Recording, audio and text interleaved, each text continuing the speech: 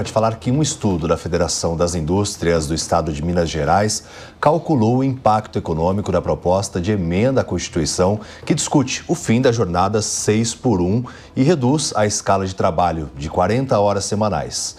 O levantamento concluiu que a mudança pode comprometer de 14% a 16% do PIB, com aumento na taxa de desemprego e também da queda na massa de salário. A federação avaliou 2 cenários para fazer o diagnóstico. O primeiro, o país teria redução de jornadas sem aumento da produtividade e o resultado desse cenário seria uma perda de aproximadamente 3 trilhões de reais no faturamento de empresas e fechamento de 18 milhões de postos de trabalho. No segundo cenário, foi considerada a redução da jornada de trabalho com aumento de 1% da produtividade, valor acima da média anual das últimas décadas. E ainda assim, o efeito seria uma perda de 2,6 trilhões de reais no faturamento de menos de 16 milhões de empregos. O estudo tomou como base a metodologia de um insumo e produto e, a partir daí, os sistemas também de contas nacionais do IBGE. Vou repassar para a bancada porque isso ainda deve ser discutido no Congresso Nacional, as propostas não estão avançando muito, né? Eu me lembro que a única votação expressiva que teve foi a aprovação do orçamento, não consigo me lembrar mais de nenhuma. Orçamento esse que, inclusive, foi bem atrasado, né, quanto à aprovação. Bellucci.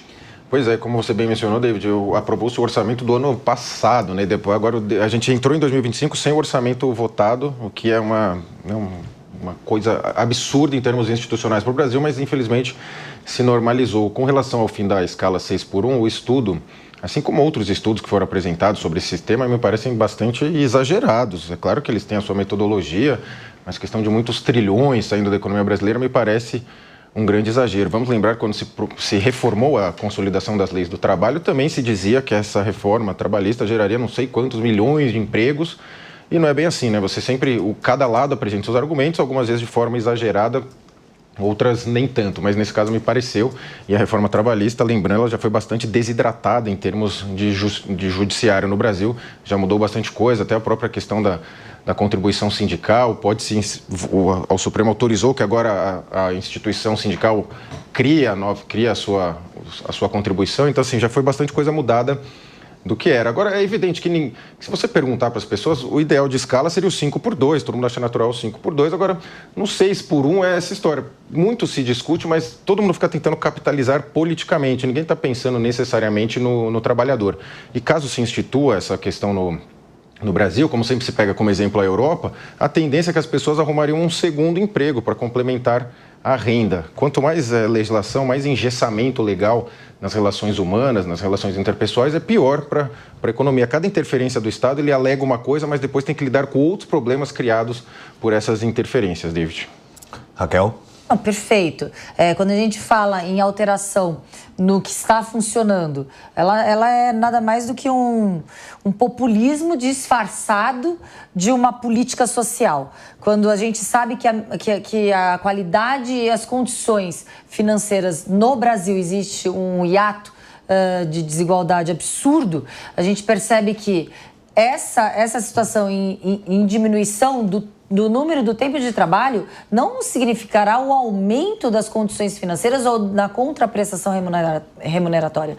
Significará menos dinheiro na mão do trabalhador. O trabalhador hoje, mesmo com uma escala 6x1, às vezes trabalha muito mais, trabalha à noite, trabalha em casa, trabalha no seu dia de folga, porque é necessário para colocar comida no final do dia, no prato dos seus filhos, pagar o aluguel. Então, essa alteração, ela vai deixar mais pessoas na zona de miserabilidade, menos produtividade para o nosso país, mais impostos àqueles que empregam, aos empregadores. Então, é uma forma, talvez, bem disfarçada, mas que a gente vê que não há disfarce nenhum, de tentar arrecadar mais impostos, tanto às custas do trabalhador como daquele que emprega.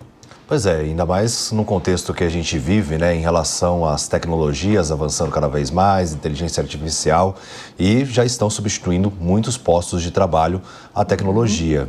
Se a gente reduzir a jornada de trabalho, será que realmente não traríamos mais desemprego para o nosso país? Rodolfo Maris. Respondendo a sua pergunta, com certeza. O índice inflacionário ia lá em cima também. E a Raquel foi muito feliz quando disse que muitos trabalhadores já na escala 6x1 fazem outros trabalhos. Por exemplo, eu conheço muita gente que tem um trabalho CLT e trabalha fazendo Uber para completar a sua renda. Olha só, então você diminuir a carga horária de trabalho, aumentar as horas de descanso, não significa que aquela pessoa vai descansar. Muito pelo contrário, ela vai ter que arrumar um segundo, um terceiro emprego para completar a sua renda. A gente coloca a problemática na mesa, mas nós não damos a solução, né? Foi colocado aqui pela Érica Hilton, deputada, sobre a escala 6x1, para diminuir essa escala que ela não acha certo. Na verdade, no país de primeiro mundo isso não acontece, mas comparar o Brasil com outros países é no mínimo um erro grotesco. Nós não temos as condições, principalmente salariais, muito menos econômicas, para tentar colocar uma outra grade de trabalho. O Bellucci bem falou também que a escala 5x2 já seria aceita e, na verdade, essa escala é feita em multinacionais. Empresas que têm mais de 1.000 funcionários, por exemplo, lá dentro eles têm uma escala 5x2, que é diferido entre A, B e C. Escala A vai trabalhar tal dia, escala B tal dia, escala C tal dia. Não dá para a gente colocar isso para o cidadão trabalhador. Não tem como a gente colocar no trabalho, na seara de quem trabalha, esse tipo de escala. Por quê? Nós não temos uma economia que briga à frente com países de primeiro mundo, nós não temos condições de trabalho que ainda dá o direito para o cidadão ter apenas um trabalho e nós não temos um salário mínimo adequado. Nosso salário mínimo é de R$ 1.500.